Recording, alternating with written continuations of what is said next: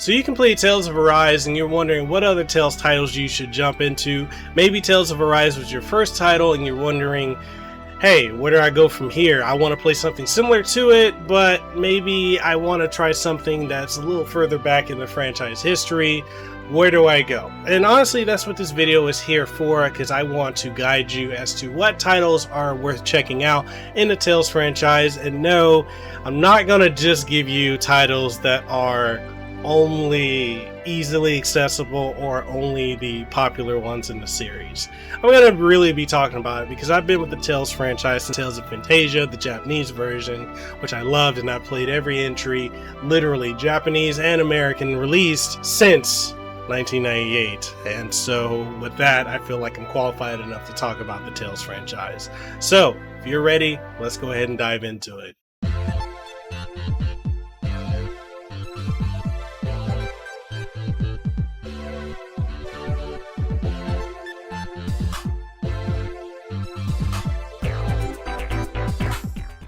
Alright, welcome to the video everyone. I'm Mikhail Kasanova, Hawaii content creator, and I'm here to talk about Tales, a series that I have quite the extensive love for. I've got quite a lot here, and I got quite a lot over here too.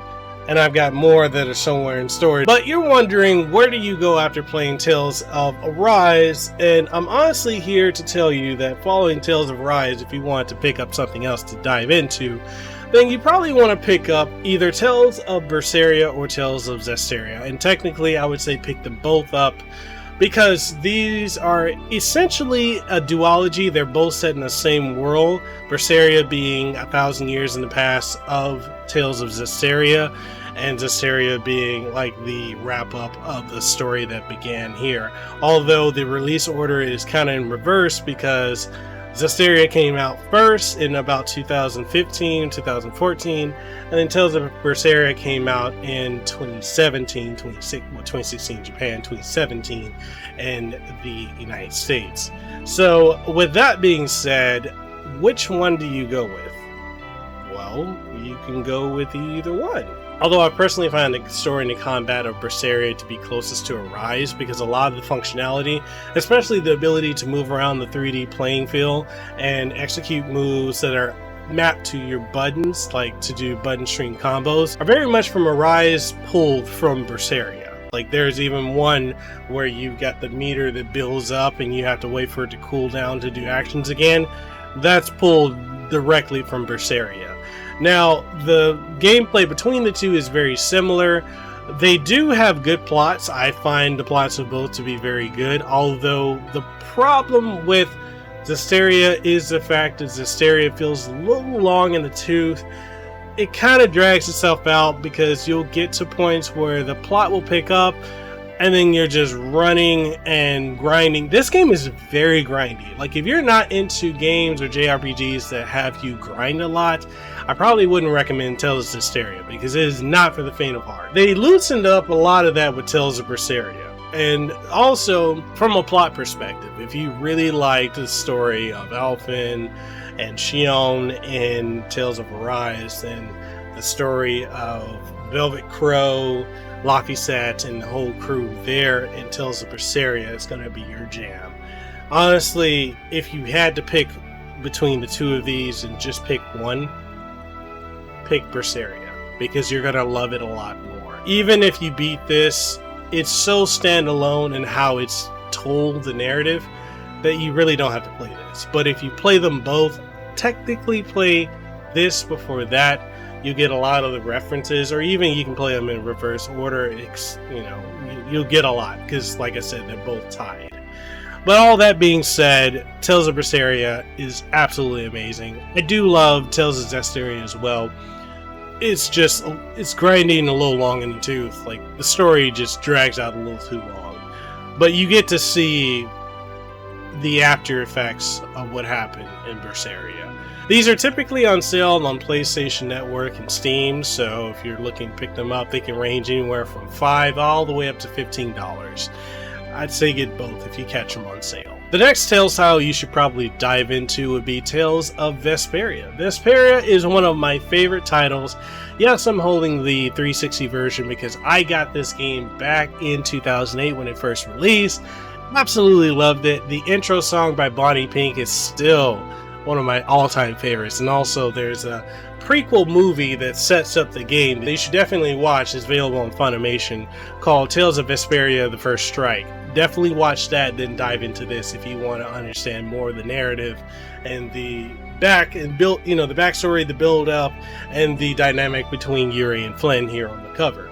Although this is not the version you should play. It's one you should pick up. If you can find this complete in box, definitely pick it up. But this isn't the version you should pick up. You can pick up the definitive edition, which is essentially a visually updated version of the PlayStation 3 version that was Japan exclusive. That gives you a brand new character, new skits, new costumes, additional story content, new weapons, and it's just the best way to play one of the best entries in the franchise. My favorite character is Yuri Lowell, and the dynamic between Yuri and Flynn is just, oh my god, I absolutely love it. The combat system is very similar to traditional older Tales titles such as Symphonia and Abyss, and it's very, very different from Arise. Like, it's very different. Like, you're not going to have that free roaming in the sense of how, like, the left analog stick is going to free roam. You're going to have to hold down one of the shoulder buttons to free roam around. But still, it is really, really good, and one I highly recommend. I think you would absolutely love it. Frequently on sale, too, on PlayStation Network, Xbox Live. It's frequently on Nintendo Switch and Steam for as low as about $10. You cannot go wrong with that. Also, if you've got Game Pass, you can pick it up on Game Pass for free. It's available there, and so, yeah. Tales of Vesperia, Definitive Edition. And also pick this one up too if you can get it complete in box. Now, another Tales title you should probably pick up if you can get your hands on it, or if you can emulate it. I have nothing against emulation. If a game is not readily available, you want to play it, you don't have the hardware or the means to get it, or it's too expensive, emulate it. There's Tales of Abyss. Now, Tales of Abyss is available on the 3DS as well as on PlayStation 2. The difference between the two is that the 3DS version doesn't have any of the slowdown that the PlayStation 2 version does have, although the trade-off is a lower resolution overall. The graphics aren't as sharp as they are in the PlayStation 2 version, and the other thing is you don't have multiplayer capability. All that being said, you have one of the best entries, which I personally feel is the GOAT! The GOAT! of the series, because of the story arc of Luc von Fabra. His story is so good. They do this, the way they build up him, they make you hate this dude. They want you to hate him so bad. They want him to do some of the dumbest, most asinine things, most assholery things, and he continues to do them all the way up to a point where a cataclysmic event happens that makes everyone around him look at him and be like, dude, you are the biggest asshole ever. You fucked up really badly. This is such a good story. The second half of the story basically has him doing a redemption arc, growing, learning, bettering himself, and you grow with him and you learn to love him. He becomes one of the best protagonists in the franchise. That's why he's the MVP! That's why he's the GOAT! The GOAT! Honestly, the 3DS copy is kind of hard to find nowadays. I mean, most 3DS games are, so this ranges anywhere in the 50 and up range. If you can get it, get it. If you can get the PlayStation 2 version, get that one. If you have access to a PlayStation 2 or a PlayStation 3 that has backwards compatibility, definitely do that. If not, just emulate it. But it is definitely one of the best entries in the franchise, bar none. Next up, we have Tales of Hearts R, which is available for the PlayStation 3. Yes, I have a sealed copy. I also have an open copy and a digital copy of this game. And this one is, oddly enough, this one goes for over $100. It is, gameplay-wise, traditional Tales. Really good combat, really fun to play. The story is where this one kind of loses me. It is a very weak story. I would say the story is weaker than even Tales of Grace's F, which is a really bad story. And it also doesn't have an English dub, it's Japanese dub only. Character designs are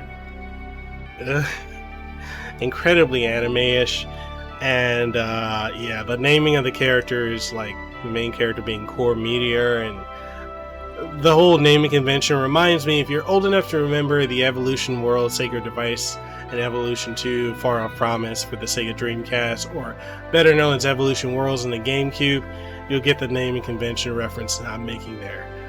If you've got a Vita, you have access to this game, or you can get it cheap, pick it up. Or if you have PlayStation TV, you want to get it digitally, it's about $30. Not the best, not the worst in the franchise, but yeah, it's another Tales title to dive into. Next up, we have another duology, which technically is part of a 4-part entry series, technically, because it consists of Tales of Symphonia, Dawn of the New World, Tales of Fantasia, and Tales of Fantasia Nakariki Dungeon X.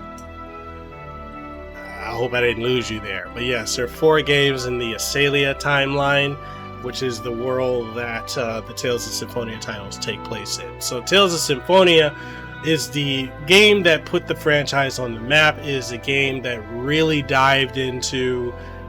It's the game that basically a lot of us in the West dived into, because it was available on the GameCube, it was fresh, had an amazing story, 60-hour plus gameplay, the characters were lovable, the story just gripped you, and it had some of the most friggin' frustrating dungeons in the series. Oh my god. Imagine playing this. I think I was like 12 or 13 when I first played this. Oh my god, the dungeons were such a brain twister. I hated them because I had to do them just to get through the story. But I digress. Great game. Great game. There was a PlayStation 2 version which was enhanced that did not come out in America. It was in Japan only. But we eventually got that one, which was released on the PlayStation 3 as part of the Chronicles, Tales of Symphonia Chronicles, which gives you both games, and also part of the Steam re-release. Now, the difference between the GameCube original, the remakes, or the enhanced ports, and the Japanese version of the PlayStation 2 version of this is that they all run at 30 frames per second and have more muted colors and less sharp graphics. This one runs at 60 frames per second. Play this one. More accessible. If you've got a computer, you can pick it up on Steam. It usually goes for as low as $5. If you've got access to a PlayStation 3, you can get this. Typically, you could probably find a physical copy of this for about anywhere from like $30 to $40, or you can download it off the PlayStation Network for about $30 or so. Definitely, you get a lot of bang for your buck because this story is great. A lot of people actually hate the sequel, which is Dawn of the New World, which is also included in Chronicles. Dawn of the New World has a very different gameplay, feel to it. It also has a different main character, which, you've got them on the front. It's more, it focuses less on teamwork, like, having a traditional set of Tales, partners or team characters you get throughout the story, and focuses more on monster taming. So it's kind of got that Pokemon gotta catch 'em all feeling to it. Although you do get access to original cast, although they don't entirely play the way they did in that game. I still think it's a great story. If you just go narrative beat to narrative beat in this one, it is long in the tooth. It kind of drags, kind of like Zestiria does. It does not have an open world, an open overworld map. It is very much a static map that you can go from point A to point B or town to town based off of menu selection, versus Symphonia allowing you to just physically go from place to place. This also has one of the most the most hated main characters, voiced by Johnny Young Bosch. Although it makes sense in a narrative sense, he is probably the worst main character from initial impressions that you'll encounter in the Tales franchise. But all in all, still a great title. Also, make sure you do the side quests because they flesh out the world more. So if you want a better understanding, Dawn of the New World is the consequences of everything you did in Tales of Symphonia. So look at it like that. Next up, we have two of my personal favorites, being Tales of Xillia and Tales of Xillia 2. Random fact is actually one of my daughters is named Xillia because I love the name, I love the game, and I felt like it really worked. Her name is actually Xillia Estelise, being also named after Estelle from Tales of Vesperia. So yeah, it's a random fact. But Tales of Xillia, it is, man, one of the greatest stories. Two of the greatest main characters being Jude and Mila, and what's cool about this is it is split into two halves.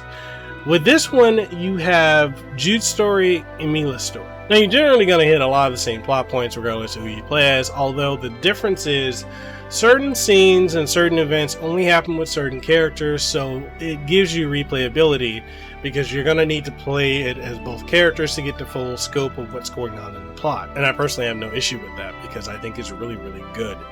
It is something that really stands out with this game because the characters are so amazing in this one. It does have a sequel in Tales of Xillia 2, which has a new main character in Ludger, but this is a hit or miss.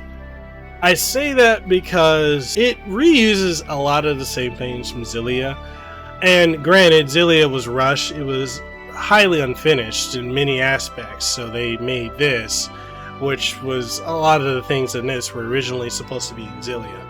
But with the sequel, new main character explaining more of the story that was presented towards the mid and end point of Xillia, and it does really good at building the world. It just has some very annoying aspects to it, like there's a debt system, which I haven't seen a debt system in an RPG this ridiculous since Evolution World Sacred Device and Evolution 2 Far Off Promise. It is absolutely ridiculous, and because of the debt system, and also Ludger being a silent main protagonist, it is until you beat the game you get the option to have him be voiced. It's kind of jarring. It's a love it or hate it type of affair. It really kind of split the fandom. Some people love it, some people hate it. I'm kind of on the fence on it. I'm a bit of a fence sitter when it comes to this because there are aspects of it I love, aspects I don't like. But if you want to ask anyone their opinion on this, go ask Lehua Superfina. That's my wife. She actually is playing this one currently. She really loves it. She played this, absolutely loves it, and she just got into the Tales franchise. So, yeah. This one right now, for some god-awful reason, runs for over $100. Get them digitally on the PlayStation Network store, which is the only way to play Xillia and Xillia 2. They're locked to the PlayStation 3. So if you can get access to it, definitely pick these up digitally. If you can find them cheap physically, also do that. Xillia 1 usually goes anywhere from 20 to about 30 or 40 bucks. Xillia 2 is way more expensive. I have no idea why. I have two copies of Xillia 2, one that's sealed, and I've got the limited edition collector's edition. So there's that. But yeah, definitely if you can pick these up, get them, emulate them if you can. Hopefully Bandai Namco will re-release these on, PlayStation Network, Xbox Live, just put them on Steam where people can more readily just access them regardless of their hardware. So yeah, there's those. So another one that's very similar to Tales of Arise, and honestly is where the Tales of Arise battle system kind of comes from, is Tales of Graces F. Now, originally Tales of Graces was a Wii exclusive title that eventually got ported over to PlayStation 3, and for all intents and purposes, it actually still kind of is really hard to come by on the PlayStation 3. This title is really good, gameplay-wise. It introduced to the franchise the ability to run around in a 3D environment and do combos and really everything you see in Tales of Arise and Tales of Vesperia and Tales of Zestiria originated in Tales of Graces. The main cast is where I have the issue with, because the story is incredibly forgettable. It's all about friendship and love, and it's done in such a cliche, corny, cheesy, kids, 90s era anime convention that it's just, at times, insufferable. It has its cute moments, it does have its endearing moments, but it's just not the greatest story. People don't play Tales of Graces or Tales of Graces F for the story. They play it for the gameplay. The gameplay is absolutely amazing. It's actually considered one of the best in the franchise still to this day. So if you have the capability of getting this either digitally on the PlayStation Network, which is another title that's locked to the PlayStation 3, it's usually about $50 on the PlayStation Network. Physically, it's over $100 for some reason. So if you can find this cheap, even when I got this back when it came out, when I got this, I got it new and I picked up a second copy used, which is the one I'm holding. The used copy went for more. I think I paid like $70 or $60 for a used copy of it. Definitely rare, but still worth playing if you can get your hands on it, and if anything, emulate it if you can.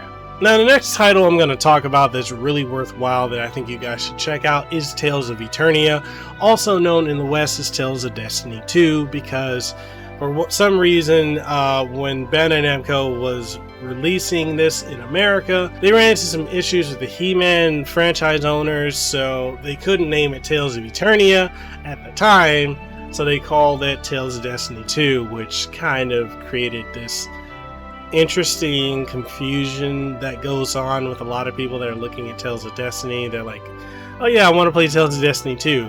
And there's like, you're like, which one? The improperly named the North American one, or the Japanese only Tales of Destiny 2? So Tales of Destiny 2, which in America has the Roman numeral 2, whereas in Japan it's Tales of Destiny 2 as a number 2. So if you want to differentiate it, it's either Roman numeral 2 means Tales of Eternia, and number 2 means the sequel to the original Tales of Destiny. Now, Tales of Eternia, it stars Reed, and it's really, really good. It is one of the most fun games for me. And the story is it has a very similar theme to most Tales titles, because most Tales games usually center around two planets or two worlds that in some way are either in conflict or trying to one-up each other, or stage, upstage one another. And so there's a lot of that. There's a very unique and diverse cast. It has fairly decent voice acting for the time, even though a lot of the lines are kind of phoned in, if I were to say so. It's still a fun title overall. It's 2D. It's some of the best 2D art in the Tales franchise that was released on the original PlayStation 2. And it's just really fun to get into. I think the combat really flows well. And I mean, the only way I'd say it was upstaged or bettered was in Tales of Rebirth, but you don't really have access to an English version of that at all, unless you play a fans translated one, which is, at the time of this recording, still in the works. But Tales of Destiny, or Tales of Eternia, is really good. And there's a couple ways to play it. You can either play it on the PlayStation 1 if you can get a physical copy for the PlayStation 1 version, usually ranging anywhere from $299 upwards to $400 if you can find it in mint condition. Sometimes people are going higher than that. I think it's a ludicrous price to pay for any game, so don't do that. Or you can pick up a European copy of the PSP re-release, which is Tales of Eternia, which is perfectly playable on the PlayStation Portable. Or if you don't want to do any of these methods, just emulate it, because that's also a good game that's worth checking out. It's a great story. Now, honorable mentions, I'm going to throw in a title that a lot of people probably are going to be shocked that I'm going to say is actually pretty good. And it's going to be Tales of Legendia, or Legendia, however you want to say the name. Now, that one stars Sinnoh Coolidge, and it is, he's a brawler main character. He's similar to Law from Tales of Arise, as well as Jude from Tales of Xillia. and it's about him and his sister Shirley and their journey. Gameplay wise, it plays like a 2D Tales title. Like if you play Tales of Destiny 1 and 2, Tales of Eternia, Tales of Rebirth, then you will come to enjoy this one. I think for a lot of people, because it was not highly rated when it came out originally, a lot of people back in the day didn't like it just because it was so fundamentally different from what they played in Tales of Symphonia and Tales of the Abyss. Which, interesting enough, in 2006, both Tales of Legendia and Tales of Abyss both dropped in the same year, months apart from each other. You actually got 3 Tales titles, those 2, as well as a remake of Tales of Fantasia on the Game Boy Advance that year. So if you're interested in playing a different style of Tales game, Tales of Legendia is definitely one you want to dive into. One I really recommend. I had a lot of fun with it. I thought the story was good. It has absolutely the best OST in the franchise, bar none. The OST in this game trumps anything else that's out. And honestly, the voice acting is pretty good too. It wasn't made by the main Tales team. It's actually made by the team that makes the Soul Calibur games. So it's definitely a title I'd say you should definitely check out, and you might enjoy it. So with that being said, why don't you guys let me know what you think of this video, what do you think of the Tales franchise, and what are some of your favorite Tales titles? Let's get the conversation going in the comment section below. If you want to take the conversation further, we do have Discord as well as Guilded. Links are in the description below. If you want to support what we do and you really enjoyed this video, we got channel memberships, we got Patreon, we also got merch where you can pick up shirts like this, which is the Aloha built best in the world style Mikhail Kasanova shirt, and so much more. So with that being said, I hope to see you guys in the next video. Deuces well, too sweet, be the elite, and I'll see you when I see you. Peace. Mahalo for making it to the end of the video, and if you found anything of importance or substance that you gained from watching this, make sure you leave a comment down in the comment section below. If you haven't already, make sure you sub to the channel and ding the notification bell. That way you stay up to date on all the content that you get from my channel, from podcasts, streams, reviews, impressions, reactions, and so much more. If you want to support what we do have channel memberships, we've got Patreon, we've got Subscribe Star, as well as coffee, which I would love to be drinking some coffee right now, which I am. That's some good coffee. But anyway, we got all of that, and we also have merch on Teespring and TeePublic, so make sure you go check that out. And all that being said, I just hope to see you in the next video that I put out. So hey, see you around.